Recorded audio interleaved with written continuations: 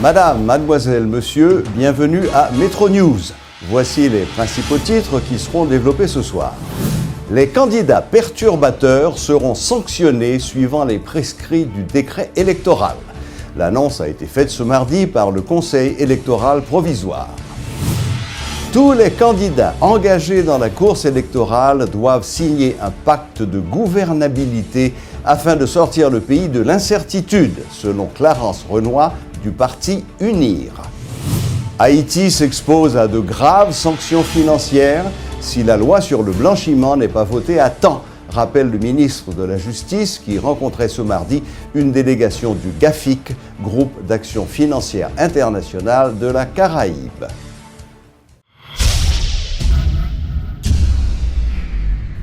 Le Conseil électoral se dit prêt à sanctionner tout candidat qui violerait les dispositions du décret électoral, notamment celles de l'article 119.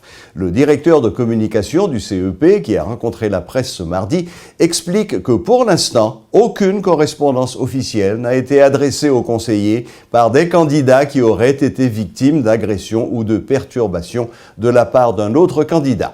Par ailleurs, Richard Dumel estime que globalement, la campagne électorale se déroule bien jusque-là, malgré les incidents survenus dans le Nord le week-end dernier. On a dit que tout parti politique, tout candidat, partisan, parti politique, partisan, candidat, pour yo ressaisir, pour yo défendre et position politique yo, et pour yo défendre candidat yo dans le respect de la loi. Et dans respect tout pour ensemble de dispositions décret électoral là. Conseil là qui dit que les papes toléré que gagnent comportement ça yo, que action ça yo passé encore attendre que gagnent une documentation. Donc ça veut dire que décret électoral là dans l'article 119 li clair et instance électorale là, le conseil électoral, le collège électoral, donc, les tient au respect et à l'application des dispositions du décret électoral en ces articles 114 à 124 dans ça qui concerne campagne électorale. Le candidat à la présidence du parti UNIR, Clarence Renoy, invite les candidats à signer un pacte de gouvernabilité pour sortir le pays de l'incertitude. Quel que soit le candidat élu, à l'issue des prochaines joutes, il ne pourra pas réussir son mandat sans avoir signé au préalable un tel accord, affirme M. Renoy, qui se présente comme l'homme de la réconciliation. Pour Clarence Renoy, il est nécessaire que les citoyens fassent la paix et se réconcilient pour envisager le développement d'Haïti. Quel est le PIB d'Haïti? 8 milliards seulement de dollars comparé à la République dominicaine, 69, à Cuba, 89. Quel est le PIB par habitant en Haïti? 846 dollars. Oui.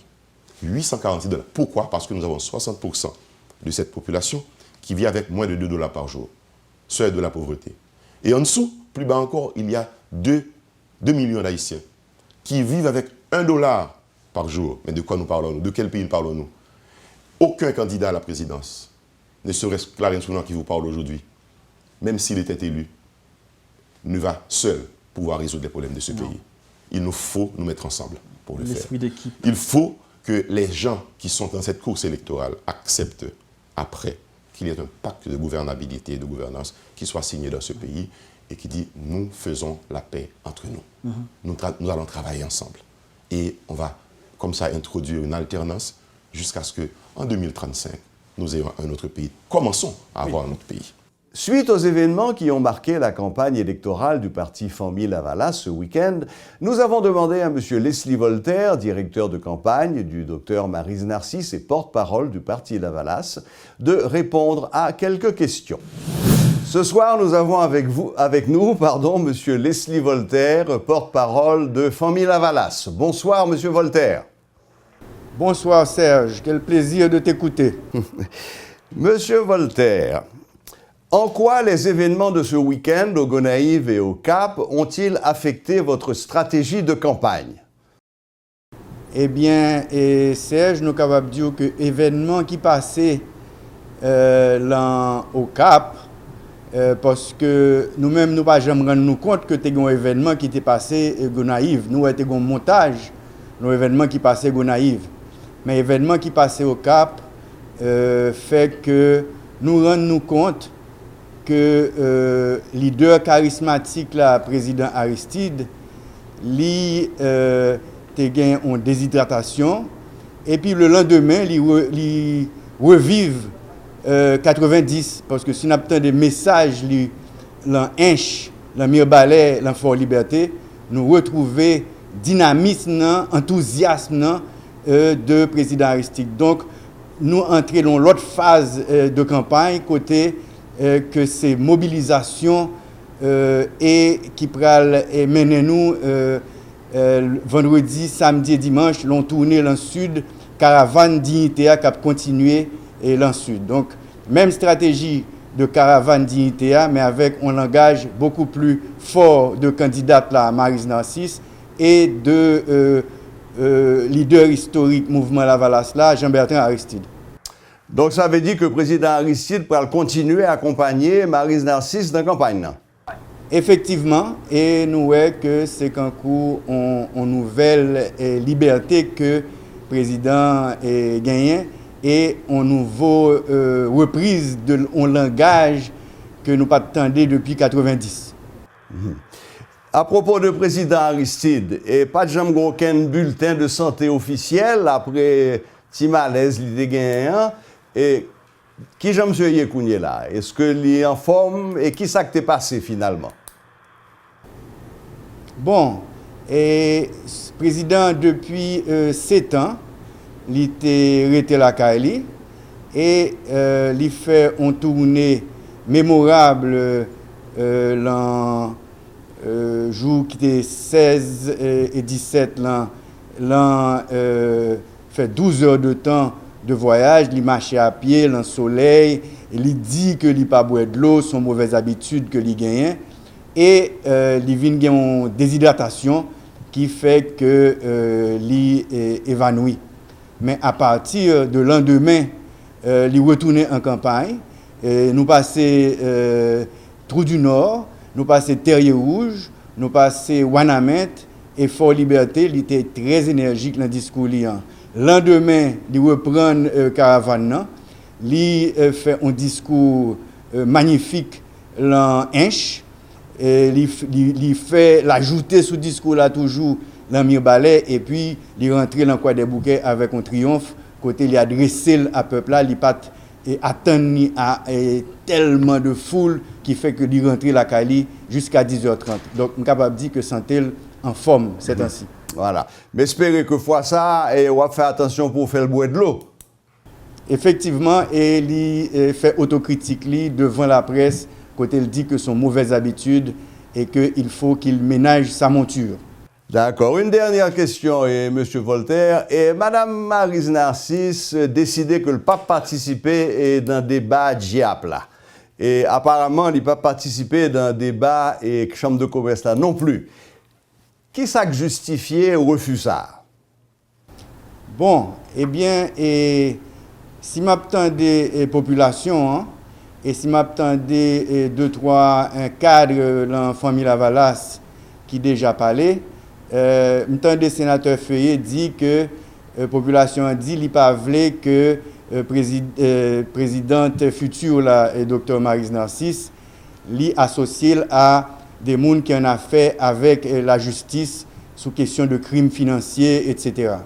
Mais en même temps, tout, il a participé dans des débats déjà, et c'est même élection qui a continué. Et puis tout à l'heure, l'adresse à la nation, il a posé la même question, et il a répondu avec un peu d'humour, quand il dit que le débat qu'a fait là, son débat pour qui est-ce qui pourrait participer dans le deuxième tour avec Maryse Narcisse, mais il croit que pas bien deuxième tour. Ah, très bien. Eh bien, Monsieur Voltaire, merci infiniment de ce que vous avez accordé quelques minutes, que vous avez bonnes nouvelles de campagne là, et de santé président, et de Madame Narcisse. Et à bientôt. N'a pas suivi qui Jean-Bayo a évolué. Et merci Serge, et comme vous dit ici, même amour. Merci beaucoup. Au revoir. Au revoir. Les autorités haïtiennes ne peuvent présenter leur rapport le 30 septembre prochain devant le groupe d'action financière internationale GAFIC sans que les lois sur la lutte contre le blanchiment des capitaux et la modernisation de l'UCREF n'aient été votées par le Parlement, affirme le ministre de la Justice. Dans le cas contraire, Haïti s'expose à de graves sanctions, prévient Camille Junior-Édouard, qui appelle les sénateurs à faire preuve de conscience patriotique pour éviter une catastrophe au mois de novembre lors de la prochaine évaluation du GAFIC. Et GAFIC s'est sorti un avis, et selon avis ça, si nous pas fait effort que ça mandé, nous risquons de tomber dans une situation de dérisking et ça va mettre nous dans une situation qui est très compliquée. Et gens nous tous connaissons, gens comme toujours dit ça. Et aussitôt que avis ça a été sorti, nous avons contacté nos partenaires et nos amis, nous avons écrit GAFIC, nous avons écrit FBI, nous avons écrit OTA, nous avons écrit Banque mondiale pour nous demander appui dans le cadre d'efforts que nous voulons faire pour nous lutter contre le blanchiment, l'argent sale, le financement terrorisme. C'est dans le cadre de ça que FBI voit une délégation pour nous rencontrer aujourd'hui, à regarder qui force et faiblesse que nous gagnons dans le système nous, et comment nous sommes capables de renforcer le système. Donc c'était l'occasion pour nous dire qui est fort nous fait déjà. Et nous avons adopté la loi sur la corruption, loi sur kidnapping, sur traite des personnes, et nous avons adopté une loi sur blanchiment en 2013. Et loi ça doit faire objet d'une adaptation pour nous capables conformes. Et nous saluer le fait que la Chambre des députés a adopté le texte ça, arrêté à ce que les sénateurs soient engagés aux yeux de la nation pour permettre que nous soyons capables d'un nouveau texte qui incrimine le blanchiment et permettre que l'État haïtien soit capable de lutter efficacement contre ça. La lutte contre la traite des personnes est au centre de 2 journées de formation à l'intention des commissaires du gouvernement des 18 juridictions du pays. Les 21 et 22 septembre, ces chefs de parquet seront formés sur la loi du 2 juin 2014 régissant la matière. Il s'agit d'une initiative du Comité national contre la traite des personnes en collaboration avec des partenaires locaux et internationaux dont l'objectif est de lutter plus efficacement contre ce phénomène.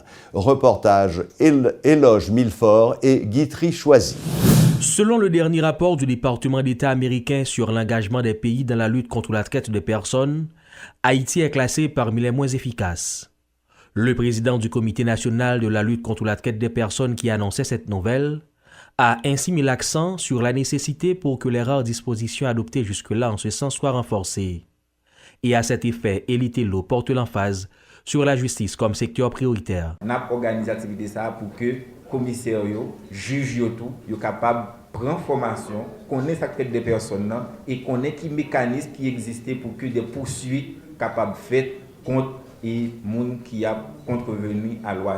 L'utilisation non moins efficace par la justice des prescrits de la loi de juin 2014 sanctionnant le trafic des personnes est malencontreusement liée à l'ignorance de la population sur le sujet, a expliqué le président du Comité national de lutte contre la traite des personnes. En effet, rares sont les citoyens haïtiens à être informés sur la question, regrette Élie Tello, ce qui constitue selon lui un élément de blocage supplémentaire dans la perspective d'une lutte efficace. Dans le cas, dans l'orphelinat, nous jouons des parents qui potent si moun aller, qui potent victimes dans baïbou pour abuser de si moun yo. Et des gens qui victimes qui pas même connaît que y a fait exploitation sexuelle sur yo, qui pas même connaît que les fait au travail, fait au mandé dans la rue après comme la dans mais yo pas même connaît que c'est victime yo yé.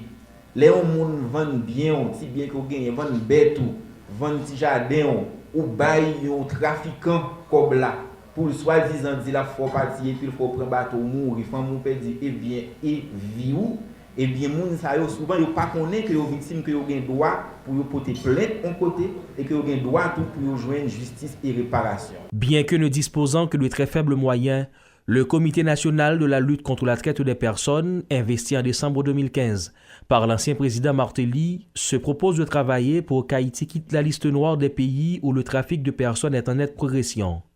Et pour y parvenir, Elitello appelle à la collaboration de tous les secteurs de la vie nationale, y compris les autorités. Nous travaillons ensemble avec toute l'équipe pour que nous renforcions la lutte contre les personnes en Haïti avec appui partenaires techniques et financiers, notamment le département d'État américain qui a soutenu nous dans l'initiative, ainsi que chez FEJ avec l'Association nationale des femmes juges pour que nous gagnions combat ça en Haïti. Regroupée en plusieurs formes d'exploitation, la traite des personnes est à la fois liée à une violation des droits humains et un acte criminel odieux.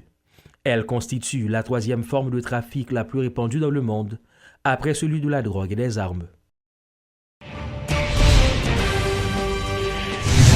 La journée mondiale du tourisme, ce sera le 27 septembre prochain. Pour marquer cette date, le ministère du Tourisme organisera une série d'activités dans la ville de Jacmel du 25 au 27 septembre. Le thème de cette année, promouvoir l'accessibilité universelle pour un tourisme pour tous. Sheila Louis-Joseph et Léel Paul. Le ministère du Tourisme se prépare à célébrer en grande pompe la Journée mondiale du tourisme. Et c'est la ville de Jacmel qui a été choisie pour accueillir cet important événement du 25 au 27 septembre, question de décentraliser les principales activités touristiques dans le pays. Le ministre Guy Didier Hippolyte place cette célébration dans son contexte. Jodi a nous pas voulu que l'industrie touristique là, c'est une industrie qui a fait pour que les populations haïtiennes, diaspora ou bien étrangères, que son secteur seulement qui a exploité, qui a vivre de lui. Nouvelle dynamique du ministère du Tourisme là, c'est que nous focalisons en pile jodi là sur fête champêtre yo, nous focaliser en pile sur fait partage d'expérience pour moun yo même qui a déplacé en région yo, parce que nous pensons que c'est important pour que tout le monde participe dans l'opération touristique là. D'où le thème retenu cette année par l'Organisation mondiale du tourisme, promouvoir l'accessibilité universelle pour un tourisme pour tous.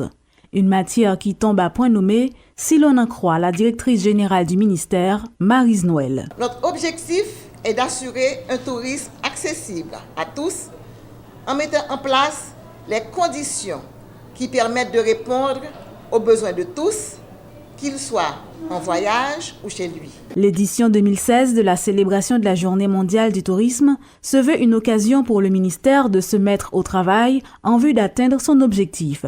Une série d'activités est donc prévue durant 3 jours, rien que pour conquérir le cœur des touristes. Année ça, nous bien contents que nous avons réalisé l'activité ça Jacmel. Donc l'activité a commencé dans dimanche, cap 25 septembre, nous avons fait les supports touristiques là. Côté nous avons commencé avec un show de tambour à 18h. Ensuite après nous avons enchaîné avec Lionel de Grand Lac qui va chanter pour nous. Nous avons gagné une troupe explosion qui va danser. Ensuite les propos de bienvenue de Jean-Élie Gilles, l'historien de Jacmel. Rappelons que la Journée mondiale du tourisme a été instituée le 27 septembre 1980, 10 ans après l'adoption des statuts de l'Organisation mondiale du tourisme.